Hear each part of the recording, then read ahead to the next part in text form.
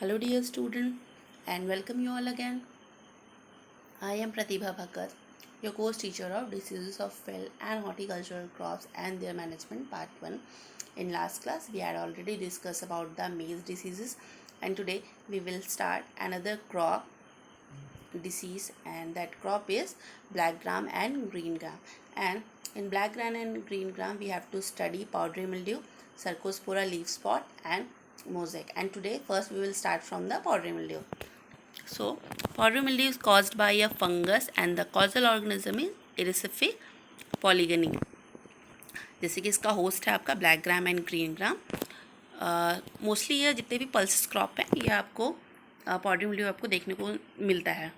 तो स्टार्ट करते हैं सिम्टम्स से. तो सिम्टम्स स्टार्ट करने से पहले हम इस क्रॉप के बारे में डिस्कस करते हैं.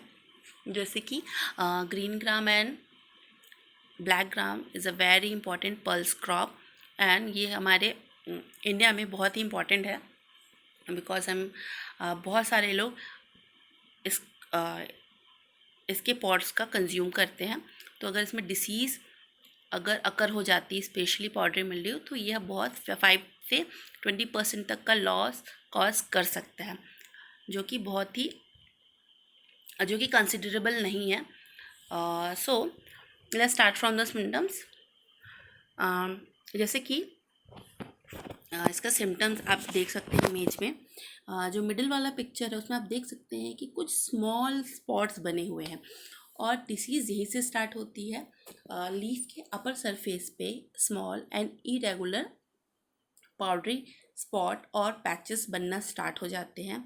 जैसे जैसे इन्फेक्शन सीवियर होने लगता है ये जो वाइटिश पाउडरी स्पॉट्स हैं यानी कि जो वाइटिश पाउडरी ग्रोथ है यह धीरे धीरे पूरे ही लीफ को कवर करने लगते हैं.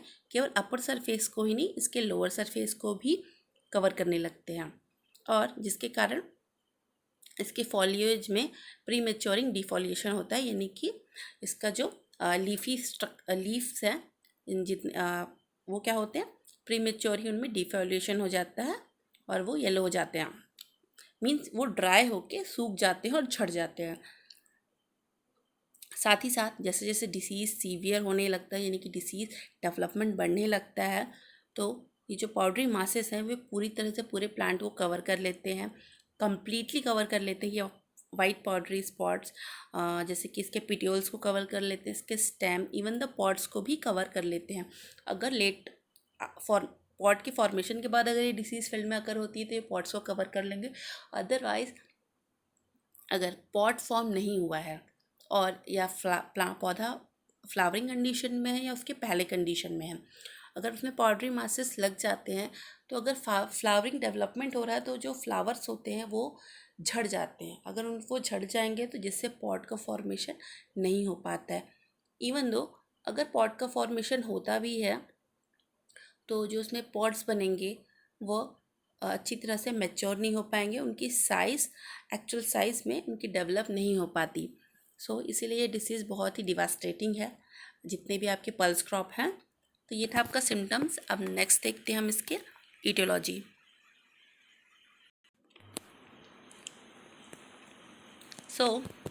पहले ईटियोलॉजी में हम सिस्टमिक पोजीशन से स्टार्ट करेंगे. जो पैथोजन है वो फंजाई किंगडम का है. इसका फाइलम है एस्कोमाइकोटा, क्लास है लियोटियोमाइसीटिडी, ऑर्डर है इरिसिफेल्स, फैमिली है इरिसिफी एंड जीनस है इरिसिफी एंड स्पीसीज़ है पॉलीगनी. अब हम इसके पैथोजन के कैरेक्टर के बारे में डिस्कस करते हैं. जिसका फंगस होता है वह एक इक्टोफाइटिक फंगस है और जो लीफ की सरफेस से बहुत ही स्पीडली स्प्रेड होता है और होस्टोरिया का फॉर्मेशन करने लगता है जो कि एपिडर्मल सेल को इन्फेक्शन स्टार्ट कर देते हैं यानी कि उन्हें रप्चर करना स्टार्ट कर देते हैं, उनमें ग्रोथ अपना स्टार्ट कर देते हैं. होस्टोरिया के एंटर होने के बाद कोनिडियोफोर राइज होता है और यह कोनिडियोफोर लीफ सरफेस पे वर्टिकली अराइज होता है. साथ ही साथ यह कोनिडिया शॉर्ट चेन में बियर किया होता है. जैसे कि मैंने लास्ट क्लास में आपको दिखाया था कि किस तरह से माइक्रोकोनिडिया क्या एक के ऊपर एक, कोनिडियोफोर के ऊपर एक के ऊपर चेन में सिस्टमैटिकली अरेंज्ड रहते हैं, वैसे सेम इसमें भी। लेकिन इसमें क्या बहुत शॉर्ट चेन में रहते हैं ज़्यादा। इमेज में आपको दिखाती हूँ कि ये बहुत ज़्यादा लंबे नहीं होते, बहुत ही शॉर्ट होते हैं।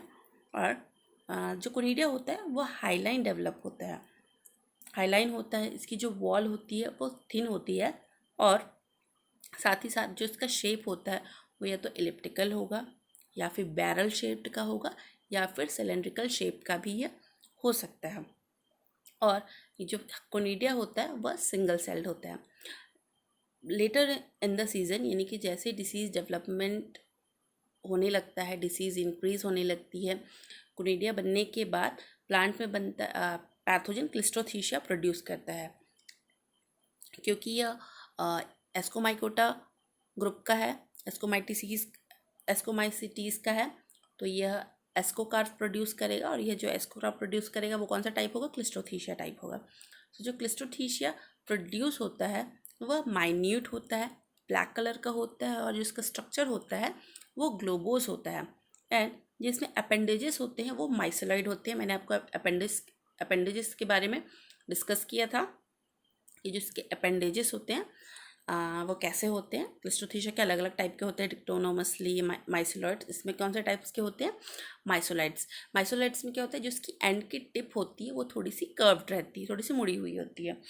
सो जो ईच क्लिस्ट्रोथीसिया, यानी कि प्रत्येक क्लिस्ट्रोथीसिया 4 से 8 एसआई कंटेन करता है, यानी कि एसआई कंटेन करता है। और ये एसआई कंटेन करते हैं एस्कोस्पोर, यानी कि ये एस्को जितने भी एसआई और एस्कस जो होते हैं 4 से 8 एस्कस, ये क्या करते हैं 3 to 8 पेयर में, सॉरी नॉट पेयर में, 3 से लेकर 8 एस्कोस्पोर प्रोड्यूस करते हैं, जो कि इलिप्टिकल शेप में होते हैं, हाईलाइन होते हैं और सिंगल सेल्ड होते हैं।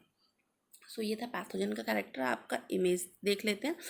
ये कोनिडिया ऑफ इरिसिफी पॉलीगनी है। आप देख सकते हैं कि जो इसका नीचे का है ये उसके कोनिडियो 4 है, और उसके ऊपर में शॉर्ट चेन में एक छोटा सा कोनिडिया बना हुआ है, जो कि जिसका शेप क्या है, आपको सिलेंड्रिकल शेप आप इसमें देख सकते हैं। ये था पैथोजन की ईटियोलॉजी। अब हम उसके डिसीज साइकिल, फेवरेबल कंडीशन के बारे में डिस्कस करते हैं। सो डिसीज साइकिल ऑफ इरिसिफी पॉलीगनी। ये जो पैथोजन होता है यह एक ऑब्लिगेट पैरासाइट है, और इसकी जो क्लिस्ट्रोथीसिया होती है वो इन्फेक्टेड प्लांट डेब्रिस पे सर्वाइव कर सकती है। यानी कि जो इसका प्राइमरी सोर्स ऑफ इनोकुलम होगा वो क्या होगा, क्लिस्ट्रोथीसिया के रूप में होगा, जो कि एस्कोस्पोर के रिलीज़ होने के कारण हो रहा है। यानी कि यहाँ पे जो प्राइमरी इन्फेक्शन है वो क्लिस्ट्रोथीसिया से एस्कोस्पोर के प्लांट डेब्रिस में रिलीज़ होने के कारण हो रहे हैं। यानी कि यह क्या है, एक सॉइल बॉर्न डिसीज़ है। यानी कि ये सॉइल में मोस्टली राइजोटोनी जो सॉलोनी होता है मोस्टली सॉइल बॉर्न ही होते हैं। सो ये क्या है, एक इसका जो इनिशियली प्राइमरी इन्फेक्शन है वो एक सॉइल बॉर्न क्लिस्ट्रोथीसिया के से एस्कोस्पोर से होगा, जो कि प्लांट डेब्रिस में सर्वाइव करता है। इवन जब ये था इसका प्राइमरी इन्फेक्शन। अब हम देखते हैं इसका सेकेंडरी इन्फेक्शन। जो सेकेंडरी इन्फेक्शन होता है वह एयरबॉर्न कोनिडिया के कारण होता है, जो कि एयर के थ्रू कांटेक्ट में आने से स्प्रेड होते हैं। साथ ही साथ रेन फ्लैश भी बहुत ही इसके स्प्रेड होने में बहुत ही ज़्यादा हेल्प करता है। सो डिसीज साइकिल में अगर आपको कोई भी राइजोटोनिया सॉलोनी के बारे में पूछे तो आप क्या बताएंगे, इसका जो प्राइमरी इन्फेक्शन है वह एस्कोस्पोर के थ्रू हो रहा है, जो कि प्लांट डेब्रिस में प्रेजेंट है। एंड जो सेकेंडरी इन्फेक्शन है वो किसके थ्रू हो रहा है, वो एयरबॉर्न कोनिडिया के कारण हो रहा है ईजिली, क्योंकि ये ऑब्वियसली ये क्या पॉडरी मिल्ड्यू है। अगर इसके जो पाउडर मासेस हैं वो एयर के कांटेक्ट में आएंगे तो वो आसपास के भी हेल्दी प्लांट्स को या फिर हेल्दी फील्ड्स को इन्फेक्ट करेंगे।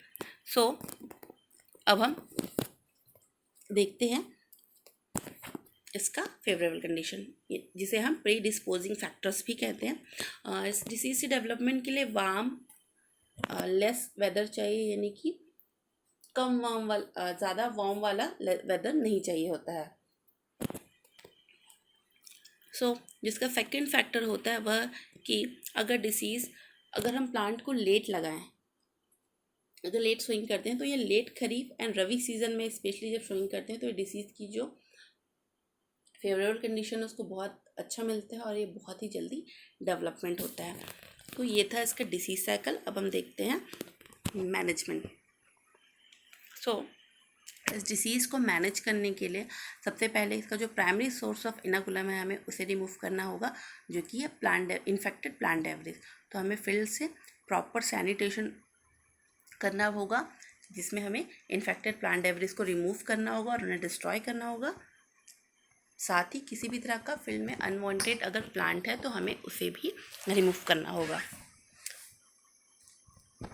इसके अलावा हम टॉलरेंट वैरायटी लगा सकते हैं ब्लैक ग्राम के लिए, जैसे कि कृष्णाया, एंड ग्रीन ग्राम के लिए हम JGUM1, TARM1, Pusa 9072, WGG48 and WGG62, ये वैराइटीज़ हम ये कल्टीवर्स हम यूज़ कर सकते हैं। टॉलरेंट वैरायटी के अलावा हम फंजीसाइड्स का भी यूज़ कर सकते हैं। तो फंजीसाइड्स में हम कार्बेंडाजिम और थियोफेनेट मिथाइल एंड ट्राइडेमॉर्फ का यूज़ कर सकते हैं, जिसका जो रेट होगा वो रहेगा @0.1%। और इसे हमें 2 बार में, इसकी जो स्प्रेइंग हमें एक बार में नहीं देनी, इसे हमें 2 बार में देना है। एक जस्ट डिसीज़ जब अपीयर होगा तब, और जो सेकंड स्प्रेइंग है वो फर्स्ट स्प्रेइंग के 15 दिन के बाद ही दे देनी है। यानी कि इसमें 2 स्प्रेइंग देना होगा। एक तो जब डिसीज़ अपीयर हो रही है पहली स्प्रेइंग तब देनी है, और सेकंड स्प्रेइंग हमको फर्स्ट स्प्रेइंग के 15 दिन बाद हमें सेकंड स्प्रेइंग करनी है। तो ये था पाउडरी मिल्ड्यू। अब हम नेक्स्ट देखते हैं सर्कोस्पोरा लीफ स्पॉट।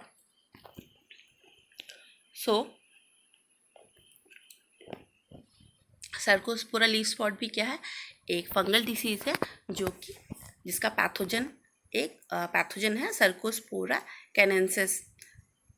इसका भी होस्ट आपका black gram and green gram है। नेक्स्ट हम देखते हैं इसके सिम्टम्स में। सर्कोस्पोरा में क्या है, इसमें भी जो डिसीज़ का जो इनिशियल सिम्टम्स है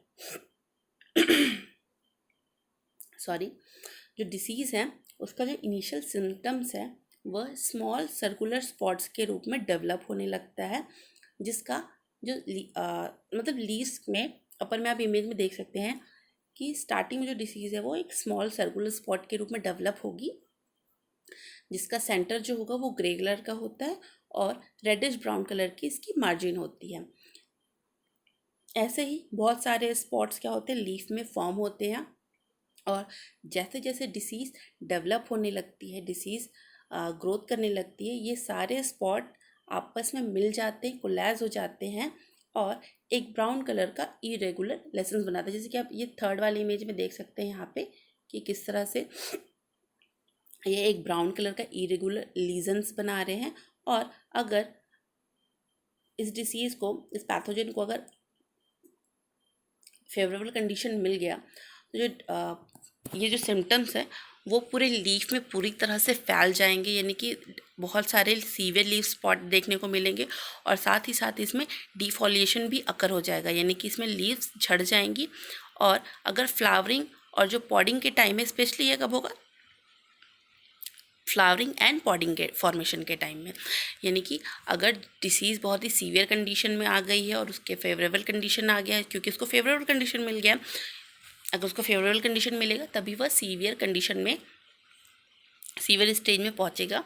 तो सीवियर स्टेज में जब पहुंचता है तब वो मोस्टली, अगर फ्लावरिंग एंड पॉड फॉर्मेशन का टाइम है तो उस टाइम पे जो लीफ स्पॉट है वो बहुत ही ज़्यादा सीवियर हो जाती है और प्लांट में डिफॉलिएशन हो जाता है। इसके अलावा पेटियोल्स, ब्रांचेस और पॉड्स में भी ब्राउन लीजन्स देखने को मिलते हैं, जो कि सीवियर केसेस में ही फाउंड होते हैं। ये था इसके सिम्टम। अब नेक्स्ट देखते हैं इसका इटियोलॉजी। सर्कोस्पोरा भी कोनेडियोफोर एंड कोनेडिया प्रोड्यूस करता है। जो कोनेडियोफोर होते हैं वो फैसिलेल्स होते हैं, मोस्टली लोअर लीफ सरफेस पे यह बनता है, जो कि पेल ब्राउन कलर का होता है, और जिनकी साइज़ होती है वो होती है 20 to 200 इंटू 3 to 6.5 माइक्रोमीटर। जो कोनेडियोफोर होते हैं वो यूजुअली इलोंगेटेड होते हैं, एंड एक कोनिडिया, ये भी क्या होता है, कोनिडिया प्रोड्यूस करते हैं। जो कोनिडिया होता है उनका साइज़ होता है 5 to 150 इंटू 3 to 5.5 माइक्रोमीटर। यह हाईलाइन होते हैं और जिनमें सेप्टेशन पाया जाता है।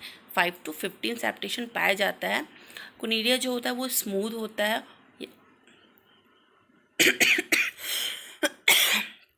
सॉरी, जो कोनिडिया होता है वो स्मूथ होता है और जिसका शेप होता है वो एसिकुलर टू ऑब्लिकेट शेप का होता है, या फिर ये स्ट्रेट होगा या फिर ये कर्व भी हो सकता है। जो इसका एपेक्स होता है वो एक्यूट होता है और जो इसकी बेसल सेल्स है वो ट्यूनिकेट होती हैं विद डिस्टिंक्ट स्कार्स। सो ये था पैथोजन का मार्फोलॉजी। अब हम इसका इमेज देखते हैं। सो ये है पैथोजन, ये है इसका कोनिडियो 4। सॉरी, मैं आपको इसका कोनिडिया नहीं दिखा पाई। ये पैथोजन का कोनिडिया है, सॉरी कोनिडियो 4 है। अगर पॉसिबल हो तो मैं आपको इसका कोनिडिया ज़रूर दिखाऊंगी, अगर मुझे कहीं से किसी कोनिडिया मिल जाते हैं तो। अब हम नेक्स्ट देखते हैं डिसीज़ साइकिल एंड इसका फेवरेबल कंडीशन एंड मैनेजमेंट का। यह डिसीज़ जैसे कि पाउडरी मिल्ड्यू में क्या था, पाउडरी मिल्ड्यू में सॉइल बॉर्न था और यह भी एयरबॉर्न कोनिडिया के थ्रू स्प्रेड हो रहा था। सेम इसमें भी सेम ही डिसीज साइकिल है, बट जो इसका प्राइमरी इन्फेक्शन है वह प्लांट डेब्रिस से तो हो ही रहा है जो कि सॉइल में प्रेजेंट है, साथ ही साथ ये इन्फेक्टेड सीड से भी हो रहा है। इन्फेक्टेड सीड से कैसे हो रहा है, अगर कोई प्लांट इन्फेक्टेड है और हमने ऐसे इन्फेक्टेड प्लांट के पॉट्स को हार्वेस्टिंग के टाइम में रख लिया और नेक्स्ट सीज़न में अगर हम सोइंग करते हैं इस तरह के सीड्स को, तो वह भी जो वो प्लांट डेवलप करेंगे वो क्या करेंगे, वह इन्फेक्टेड प्लांट डेवलप करेंगे। जो इसका प्राइमरी इनाकुलम है, प्राइमरी सोर्स ऑफ इनाकुलम है, वह या तो प्लांट डेब्रिस में सॉइल के प्लांट डेब्रिस में कोनिडिया के प्रेजेंट होने से होगा या फिर सीड में इसके कोनिडिया प्रेजेंट होने से होगा। एंड देन जो सेकेंडरी इन्फेक्शन है वह एयरबॉर्न कोनिडिया के थ्रू होगा। ये था डिसीज साइकिल। अब हम इसका देखते हैं फेवरेबल कंडीशन। जो फेवरेबल कंडीशन है उसके लिए कूल ह्यूमिड वेदर चाहिए होता है एंड डेंस प्लांट पॉपुलेशन, यानी कि जो वेदर होगा वो कैसा होगा, कूल होगा और साथ में ह्यूमिड भी होगा। ये वो इस तरह का वेदर इस डिसीज़ को डेवलप करने में फेवर करता है। साथ ही साथ अगर हम प्लांट की पॉपुलेशन बहुत डेंस लगा देते हैं, यानी कि बहुत पास अगर हम इसमें प्रॉपर प्लांट डिस्टेंस का row to row and plant to plant हम मेंटेन नहीं करते हैं, तो भी वह डिसीज़ के लिए फेवरेबल कंडीशन प्रोवाइड करता है। तो यह था डिसीज़ का डिसीज़ साइकिल एंड उसका फेवरेबल कंडीशन। अब नेक्स्ट देखते हैं हम इसका मैनेजमेंट।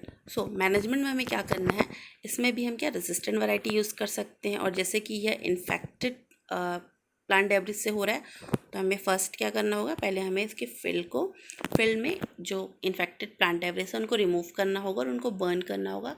साथ ही साथ हम डीप समर प्लाविंग कर सकते हैं सोइंग से काफ़ी 1 महीने पहले। एवं हम टॉलरेंट वैरायटी यूज़ कर सकते हैं ब्लैक ग्राम के लिए। हम like UG135, TPU4, TPU5, TPU11, TPU12, AKU4 and SP21 का यूज़ कर सकते हैं। साथ ही साथ हम फंजीसाइड्स का यूज़ कर सकते हैं। फंजीसाइड में हम सीड ट्रीटमेंट भी यूज़ कर सकते हैं और स्प्रेइंग के लिए भी यूज़ कर सकते हैं, क्योंकि जैसे कि ये सीड इन्फेक्टेड भी है तो हम इसके लिए मैनकोजेब कार्बेंडाजिम दोनों का ही यूज़ कर सकते हैं एज अ सीड ट्रीटमेंट। अगर हमें सीड ट्रीटमेंट के लिए यूज़ करना है तो हमें 2 ग्राम पर kg ऑफ सीड के रेट में इसका यूज़ करना होगा, यानी कि 1 kg के लिए हमें 2 ग्राम मैनकोजेब और कार्बेंडाजिम का यूज़ करना होगा। लेकिन अगर हमें स्प्रेइंग करनी है तो हमें mancozeb at the rate 0.25% and carbendazim at the rate 0.1% use करना होगा। इसके अलावा हम बहुत सारे टैक्टिक्स का यूज़ कर सकते हैं, इवन पाउडरी मिल्ड्यू के लिए भी और सर्कोस्पोरा लीफ स्पॉट के लिए प्रॉपर क्रॉप रोटेशन बहुत ही इम्पॉर्टेंट है। साथ ही साथ अगर हमें कोई एक इन्फेक्टेड प्लांट, जैसे कि ये एयरबॉर्न, जो सेकेंडरी इनाकुलम है वो क्या है, एयरबॉर्न है। एयरबॉर्न कोनिडिया के थ्रू हो रहा है। तो हमें क्या करना है, अगर हमें फिल्म किसी तरह से इन्फेक्टेड प्लांट दिखता है, हम रेगुलर मॉनिटरिंग करना बहुत इंपॉर्टेंट है। और साथ ही साथ अगर हमें फील्ड में कोई इन्फेक्टेड प्लांट मिलता है तो हमें उससे क्या करना है, फील्ड से बहुत केयरफुली रिमूव करना है और उसे डिस्ट्रॉय कर देना है, ताकि जो अदर हेल्दी प्लांट है वह इन्फेक्ट ना हो। सो ये थी इसकी management strategies. So next class में हम येलो मोज़ैक के बारे में देखेंगे। जैसे कि येलो मोज़ैक ये आपने देखा होगा कई बार, बहुत ही इसका कॉमन सिम्टम्स है। लीफ में क्या होती है, ये वायरल डिसीज़ है, और लीफ में क्या होती है, येलोइंग कलर के पैचेस आने स्टार्ट हो जाते हैं, यानी कि डिसकलरेशन हो जाता है। सो आज के लिए इतना ही स्टूडेंट। नेक्स्ट क्लास में हम अब येलो मोज़ैक के बारे में डिस्कस करेंगे, जिसका पैथोजन है mungbean yellow mosaic virus. So thank you.